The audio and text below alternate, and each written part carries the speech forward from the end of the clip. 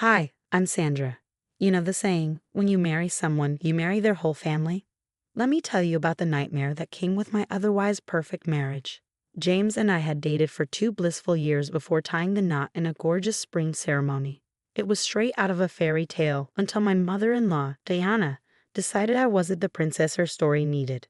"Oh, sweetie, that's somehow we fold napkins in this family," Diana said during my first family dinner as a newlywed, her perfectly manicured hands snatching the fabric from mine.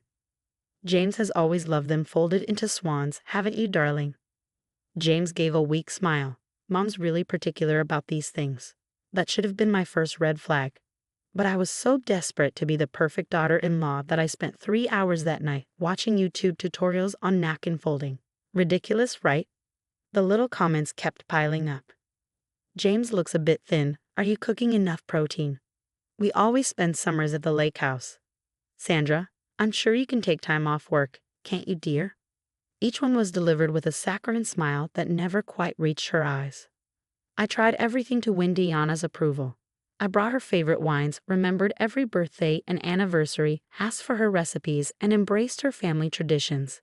But no matter how hard I tried, I always seemed to fall short of her impossible standards. Then came Thanksgiving, the breaking point. "What do you mean we're going to your mom's for Thanksgiving?" I asked James, confused. "I thought we were having dinner at your parents' place. Diana's been talking about it for weeks." "Mom says she told you," he replied casually. "She had to cut the guest list because Aunt Martha's bringing her boyfriend's whole family. She figured you'd understand since you're not really into traditional family stuff anyway." My heart sank. "James, she never told me. This is the first I'm hearing about it." "Come on, Sandra. Mom wouldn't lie about that. You probably just forgot. You've been so busy with work lately." That's when it hit me. Diana hadn't forgotten to invite me. She deliberately excluded me and twisted the story to make me look like the problem. "Your mother is lying, James. She's been doing this since day one." His voice turned cold. "Don't start this again. Mom's been nothing but welcoming to you. You're the one always looking for problems where there aren't any." I went to bed alone that night, listening to James call his mother to apologize for my attitude. As I lay there, something shifted inside me. Diana wanted to play games. Fine. But she was about to learn that this daughter-in-law wasn't going to roll over and take it anymore. After Thanksgiving, the tension escalated into psychological warfare. Diana brought in reinforcements, her best friend, Karen, who suddenly appeared at every family gathering. I catch them whispering, their conversation halting the second I entered the room. "I just don't know what to do anymore." I overheard Diana lamenting to Karen at a barbecue. "She's so controlling. Poor James can barely spend time with his family without her making a scene. Have you noticed how she always has to be the center of attention?" Karen chimed in just loud enough for others to hear. "And that dress she wore to church last month? Completely inappropriate." For the record, I hadn't even been to church last month. I was stuck at home with the flu, but none of that mattered in Diana's carefully crafted narrative. The rumors spread like wildfire. Family members who used to greet me warmly now gave me strange, suspicious looks. Weekend brunches turned into minefields of passive-aggressive comments and subtle exclusions. Then, something unexpected happened. Sarah, James's sister, cornered me in the kitchen during a family dinner. "I see what she's doing to you," she said, her voice low but resolute. "Mom pulled the same stuff with my college boyfriends, the ones she didn't approve of." "You believe me?" I asked, almost afraid to hope. "Hard not to when you're watching history repeat itself," she said with a grim smile. "Michael and I only survived because he stood up to her early on." For the first time in months, I felt like I could breathe. Finally, someone else saw the truth. But Diana wasn't done. A week before Christmas, she dropped her biggest bomb yet. "I'm hosting a special family-only Christmas dinner this year," she announced at Sunday dinner. "Just parents and children. A return to tradition." "Mom, Sandra is family," James said, surprising everyone, including me. "Oh, honey, of course she is," Diana replied, her tone syrupy. "But I meant blood family. You understand, don't you, Sandra?" Before I could respond, Sarah cut in. "Actually, Mom, Michael and I won't be able to make it either then, since he's not blood family." The room went dead silent. Diana's perfect mask slipped for just a moment, revealing the anger underneath. "Sarah, that's different. Michael and I have a special relationship." "Really? Because I remember you trying to exclude him our first 2 Christmases together. James's gaze flickered between his sister and mother, confusion etched on his face. You did the same thing with Aunt Linda's husband, he said slowly, before Uncle Rick put his foot down. That was completely different. Diana's voice rose slightly. I don't understand why everyone's attacking me when all I'm doing is trying to preserve our family traditions. But the damage was done. For the first time, James didn't immediately jump to his mother's defense when I later brought up my concerns. I always thought Sarah was exaggerating about how Mom treated Michael at first, he said quietly. Maybe I've been missing some things.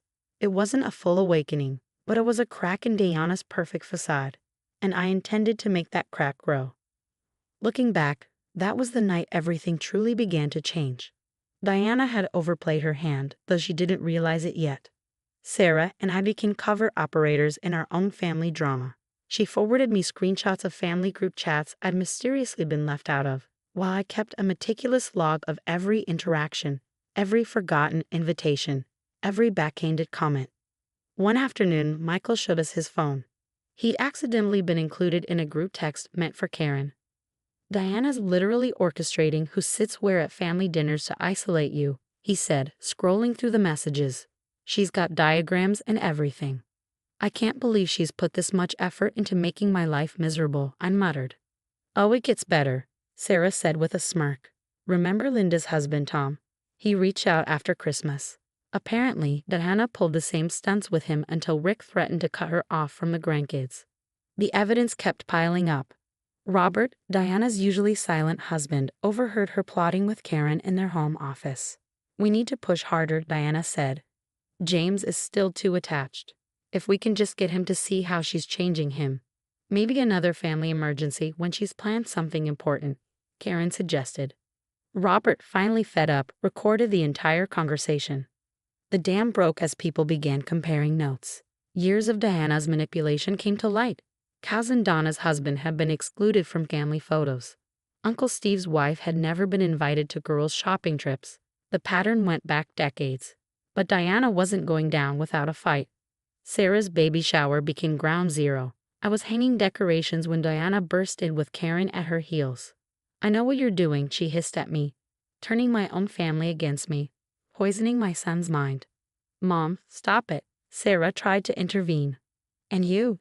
Diana rounded on her daughter, siding with her over your own mother. After everything I've done for this family? Everything you've done? Robert's voice came from the doorway. He'd arrived early with Michael. You mean like deliberately excluding our children's spouses, manipulating our son, making our daughter-in-law feel unwelcome in her own family? You don't understand. Diana's voice grew shrill. I'm protecting our family. She's trying to take my son away. No, Mom. James stepped out from behind his father. He'd heard everything. You're the one pushing me away. And I've got proof. The color drained from Diana's face as James held up his phone, showing the group chat screenshots Michael had uncovered. I wanted to believe you, James said quietly, his voice trembling. But Sarah was right, James said, his voice steady but filled with emotion. You did this to her and Michael. You've done it to everyone who married into our family. And worst of all, I let you do it to my wife. Diana's eyes darted around the room, seeking an ally, but all she saw were unsympathetic faces. Even Karen, her most loyal accomplice, took a step back, unwilling to be caught in the fallout. This isn't over, Diana snapped, grabbing her purse. This is my family, mine. She stormed out, leaving the baby shower in chaos. As the door slammed behind her, I caught Robert's eye. He gave me a subtle nod of reassurance. The final confrontation was coming, and this time we were ready. The annual family reunion became the stage for our ultimate act. Diana, oblivious to what was about to unfold, arrived with her usual air of control, her carefully crafted facade intact. She had no idea her world was about to collapse. Robert had insisted on hosting at their house this year, despite Diana's protests. When everyone was seated for lunch, he stood up, commanding the room's attention. Before we start, he began, his voice firm, we need to address something as a family. Diana's eyes darted nervously between Robert and Karen, who was suddenly very interested in her phone. For years, I've watched you manipulate and hurt people in this family, Robert continued, his tone steady but heavy with emotion. I stayed quiet, hoping you'd change, but after what happened at Sarah's baby shower. Robert, this isn't the time, Diana interjected, her voice tight with panic. Actually, Mom, James said, stepping forward, it's exactly the time. He pulled out a tablet and began scrolling.